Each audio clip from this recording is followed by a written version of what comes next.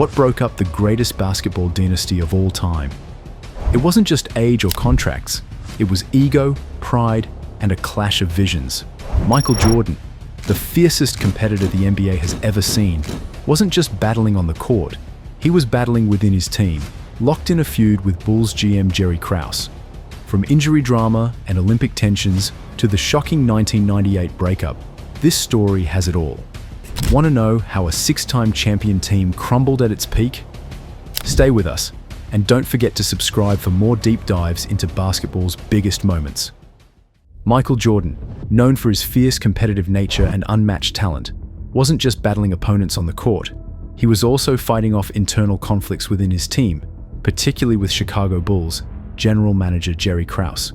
The relationship between these two men, whose professional lives were intertwined during the Bulls' most successful years, became strained to the point of breaking the team apart after their historic dynasty. At the heart of their conflict was Krause's statement, "Organizations win championships, not players." For Jordan, a player who had just led the Bulls to their third consecutive championship, this remark was not only offensive, but also fundamentally at odds with his approach to the game. He felt that the players, their talent, and their drive were the proper foundation of the team's success, not the management or the organization behind them. Jordan was no stranger to conflict, and while the feud with Krause started with small disagreements, it quickly escalated into a deep-rooted animosity that would last for years. From the very beginning, Jordan's relationship with Krause wasn't smooth. Krause's approach to team building often frustrated Jordan.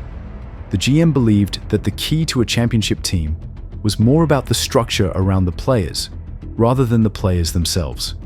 This philosophy clashed with Jordan's belief that individual talent and performance were the driving forces behind a championship win. Jordan's frustration with Krause only grew as he witnessed the GM's handling of team dynamics, and it wasn't long before this tension started affecting the team's chemistry.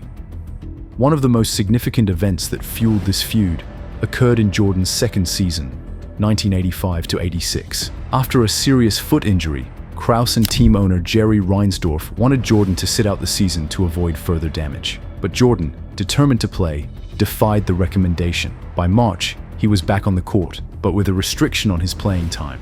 However, Krause issued an ultimatum to head coach Stan Albeck. If Albeck disobeyed Jordan's playing time limit, he could lose his job. This directive led to a controversial moment during a game against the Indiana Pacers on April 3, 1986, where Jordan was pulled from the game with just seconds left on the clock, despite having scored 26 points in 28 minutes. Jordan, angry and frustrated, was forced to watch from the bench as John Paxson hit the game-winning shot, giving the Bulls a 109-108 victory. While Jordan was glad his team won, being benched during a critical moment against his will was a direct hit to his competitive spirit. It was a moment of betrayal he wouldn't forget.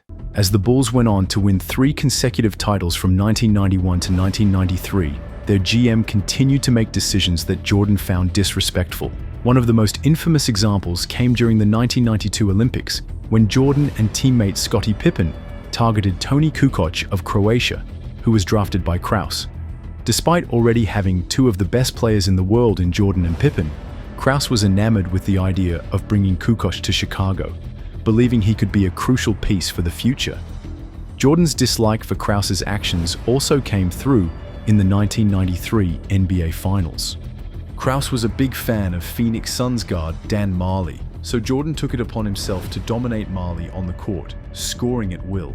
Jordan's 41-point performance in the finals helped the Bulls capture their 3rd straight championship, but his message to Krause was clear.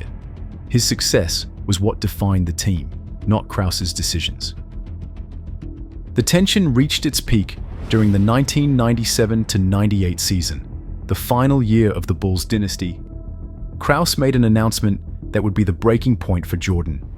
He revealed that Phil Jackson would not return as head coach in the 1998-99 season, regardless of whether the Bulls won the championship that year.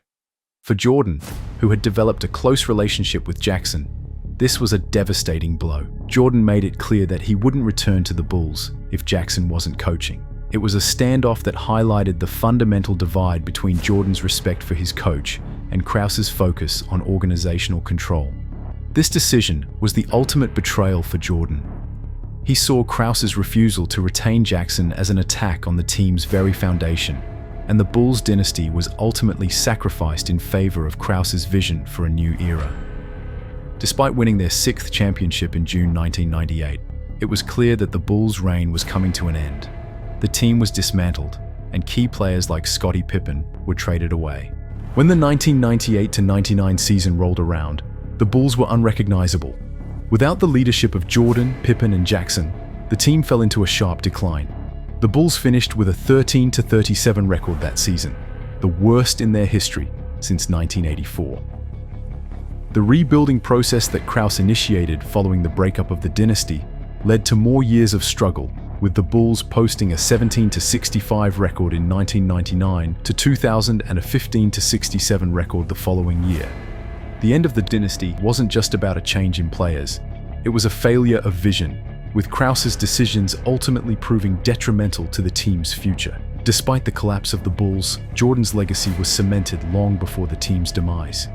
He finished his career with 6 NBA championships, 6 Finals MVPs, 5 MVP awards, and 10 scoring titles.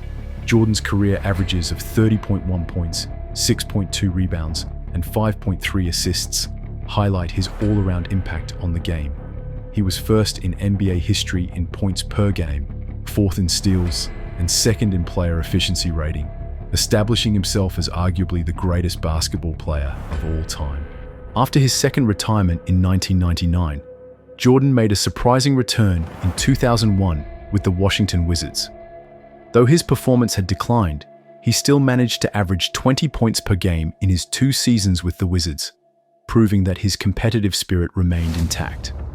Jordan officially retired for the 3rd and final time in 2003. Jerry Krause's legacy is a complex mix of brilliance and controversy. His role in assembling the Bulls dynasty is unquestionable. From discovering hidden talent to hiring Phil Jackson, his decisions were key to Chicago's rise. However, his ongoing clashes with star players, especially Michael Jordan, and the eventual breakup of a championship roster have cast a long shadow over his accomplishments. While his contributions earned him a posthumous induction into the Naismith Memorial Basketball Hall of Fame in 2017, opinions remain divided. Krause's story is one of both genius and tension, still sparking debate among basketball fans and historians. The feud between Michael Jordan and Jerry Krause stands as one of the most dramatic power struggles in NBA history. It wasn't just a difference in philosophy, it was a battle over control, ego, and respect. Krause's belief that the front office mattered more than the players, especially Jordan, played a major role in ending a legendary run. Though the Bulls dynasty faded, Jordan's legacy remains as powerful as ever, proving it was the players who truly shaped greatness. That wraps up today's video. Was it ego or vision that broke the Bulls apart? Could they have ruled longer if Jordan and Krause saw eye to eye? Let us know in the comments. If you enjoyed this breakdown, like, subscribe, and turn on notifications for more iconic basketball moments.